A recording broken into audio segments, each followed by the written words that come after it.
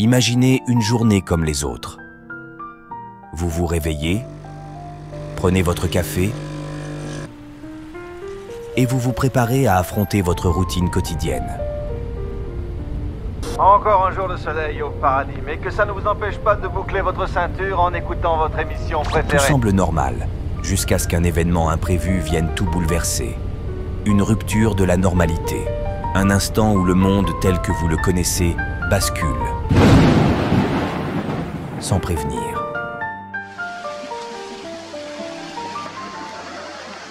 Pour la plupart des gens, cette idée est inconcevable. Ils préfèrent regarder ailleurs, se dire que cela n'arrive qu'aux autres. Mais lorsque l'inattendu frappe, la panique s'installe et les choix que vous ferez dans ces moments critiques détermineront votre capacité à traverser cette épreuve. Dans cette vidéo, nous allons explorer ce qui se passe lorsque la normalité est brisée. Nous allons découvrir les réactions humaines, les erreurs courantes et surtout les solutions pour vous préparer à affronter l'imprévisible. Nous verrons notamment quels sont les biens qui disparaîtront en premier des rayons des magasins. Que ce soit une catastrophe naturelle, une crise économique ou une pandémie, les scénarios sont nombreux, mais les principes de préparation restent les mêmes. Avant toute chose, pensez à vous abonner pour ne rater aucune de nos vidéos. Installez-vous confortablement et plongeons ensemble dans cette réflexion essentielle.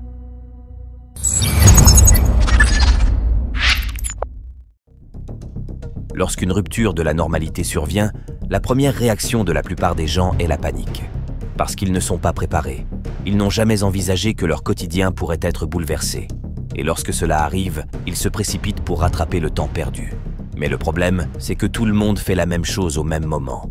Ils se retrouveront alors au pied du mur et agiront sans réfléchir.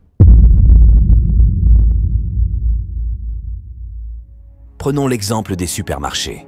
En temps normal, ils fonctionnent avec des systèmes d'approvisionnement à flux tendu. Cela signifie que les stocks sont gérés de manière à minimiser les coûts liés au stockage et à maximiser l'efficacité. Mais lorsque des milliers de personnes se ruent dans les magasins pour acheter en masse, ces systèmes sont submergés. Les rayons se vident en quelques heures, voire en quelques minutes. Pourtant, nous savons qu'une rupture de la normalité pourrait durer beaucoup plus longtemps que prévu et qu'un tel événement nous plongera assurément dans l'inconnu. Et ce n'est pas seulement la nourriture qui disparaîtra. Les produits de première nécessité, comme l'eau, les médicaments et même le papier toilette, deviendront introuvables. Les gens, pris de panique, achèteront tout ce qu'ils pourront sans réfléchir à ce dont ils ont vraiment besoin. Cette réaction est naturelle, mais elle est aussi contre-productive. Car dans une situation de crise, la clé pour survivre, c'est la préparation, pas la panique. Prenons alors un instant pour tenter de déterminer quels seront les premiers articles à disparaître en cas de catastrophe. Nous pensons immédiatement à la nourriture, bien sûr. Mais contrairement à ce que l'on pourrait imaginer, ce ne sont pas toujours les produits de longue conservation et l'eau minérale qui partent en premier. Les gens se ruent d'abord sur le pain, les produits frais, le lait, les jus de fruits et les œufs. Ces denrées, bien que périssables, sont perçues comme essentielles dans l'immédiat. Mais si vous voulez vraiment vous préparer, il faut penser à long terme. Stocker de l'eau en bouteille et privilégier les produits secs, les légumineuses, les pâtes, le riz et les conserves. Ces aliments ont une durée de conservation beaucoup plus longue et ils peuvent vous permettre de tenir pendant des semaines, voire des mois si la situation s'aggrave ou se répète. Un autre article qui disparaît rapidement est la nourriture pour bébés. Si vous avez de jeunes enfants, vous savez à quel point ils sont vulnérables. Les bébés de moins de 6 mois ne peuvent pas manger n'importe quoi. Ils ont besoin de lait infantile ou de lait maternel. Donc si vous avez un enfant dans cette tranche d'âge, assurez-vous d'avoir un stock de lait infantile adapté à ses besoins, même s'il est nourri au sein, car vous ne savez jamais ce qui pourrait arriver pendant une catastrophe et avoir un plan de secours pourrait lui sauver la vie. N'oubliez pas également les couches et les lingettes qui disparaîtront tout aussi vite.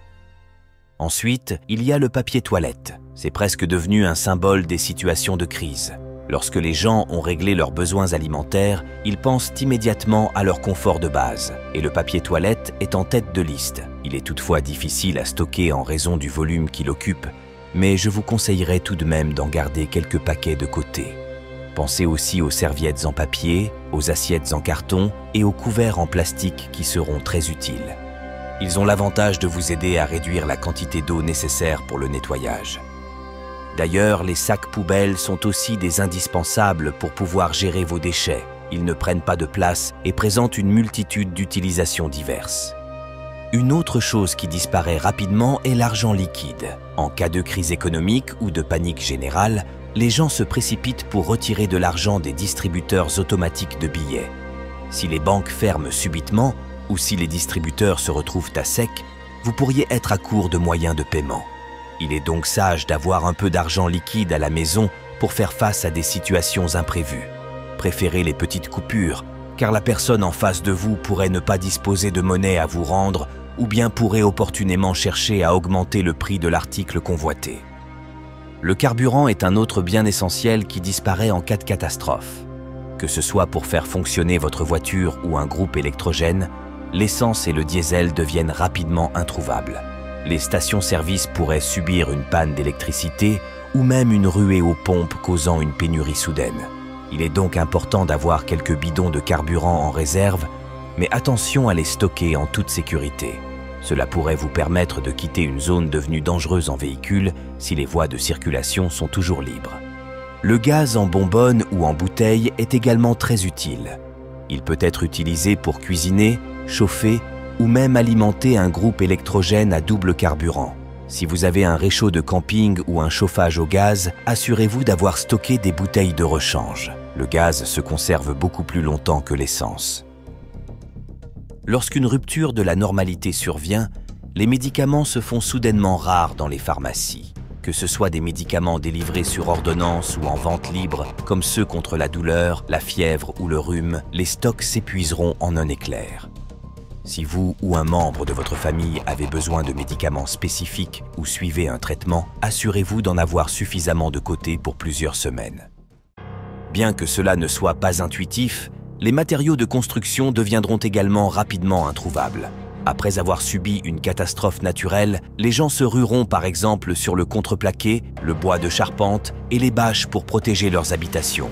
Si vous vivez dans une zone à risque, il est sage d'avoir quelques planches et des outils de base à portée de main. Les tronçonneuses et les haches sont très demandées après une tempête ou encore les pompes de relevage après une inondation. Si vous pensez avoir besoin de ce matériel, assurez-vous de le posséder avant que la catastrophe ne frappe. Lorsque l'on fait face à une grave crise politique ou sociale, les équipements de protection personnelle, les armes à feu, les munitions et les masques à gaz deviennent une denrée rare et hors de prix. Si vous envisagez d'acheter ce matériel, faites-le avant que la situation ne dégénère. Pour la plupart, il faudra suivre un long chemin administratif avant d'obtenir le droit d'en acquérir et il est donc nécessaire de s'y prendre longtemps à l'avance. Mais n'oubliez pas que la sécurité passe aussi par la préparation et la planification, pas uniquement par les armes. La meilleure façon de faire face à une catastrophe est de se préparer à l'avance.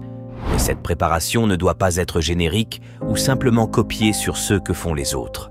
Elle doit être réfléchie, organisée et surtout adaptée à votre situation personnelle. Chacun d'entre nous vit dans un contexte unique, avec des besoins, des responsabilités et des contraintes spécifiques. Ce qui est essentiel pour une personne ne le sera pas forcément pour une autre.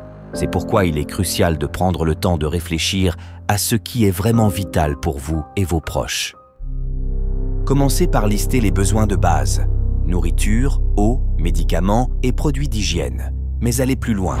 Posez-vous les bonnes questions. Avez-vous des enfants en bas âge, des personnes âgées ou malades dans votre foyer, des animaux domestiques, un proche susceptible de venir vous demander de l'aide? Chacune de ces situations nécessite des préparatifs spécifiques. Pensez ensuite à votre environnement. Vivez-vous en ville ou à la campagne? Êtes-vous dans une zone sujette aux inondations, aux tempêtes ou aux séismes? Chaque environnement présente des risques différents et nécessite des préparatifs adaptés. Si vous habitez en ville par exemple, l'accès à l'eau potable pourrait devenir un problème majeur en cas de crise prolongée. Investir dans des filtres à eau ou des tablettes de purification pourrait être une décision judicieuse dès le début de votre préparation. À la campagne, les outils pourraient être plus prioritaires, notamment ceux servant à se procurer du bois de chauffage par exemple. N'oubliez pas non plus vos compétences et vos ressources. Savez-vous cuisiner avec des produits de base? Pouvez-vous réparer des objets cassés ou utiliser des outils manuels? Avez-vous des connaissances en premier secours? Ces compétences peuvent faire toute la différence en situation de crise. Si ce n'est pas le cas, formez-vous et entraînez-vous régulièrement. La préparation ne se limite pas à accumuler des stocks, elle inclut aussi le développement de savoir-faire qui pourrait vous sauver la vie. Enfin, impliquez votre famille ou vos proches dans cette préparation. Discutez avec eux des scénarios possibles, des actions à prendre et élaborez un plan d'urgence ensemble. Où vous retrouverez-vous en cas de séparation? Qui contacter en cas de besoin? Ayez des copies de documents importants, papiers d'identité, assurance, ordonnances, dans un endroit sûr et accessible. Plus vous serez organisé, moins vous serez pris au dépourvu. La préparation est un processus continu et pas un événement ponctuel. Revoyez régulièrement vos stocks, mettez à jour vos plans et adaptez-vous aux changements dans votre vie ou de votre environnement. Et surtout, ne tombez pas dans le piège de la peur ou de la paranoïa. La préparation, c'est avant tout une manière de reprendre le contrôle, de se sentir plus en sécurité et de protéger ceux que vous aimez des événements à venir, bref, l'effondrement.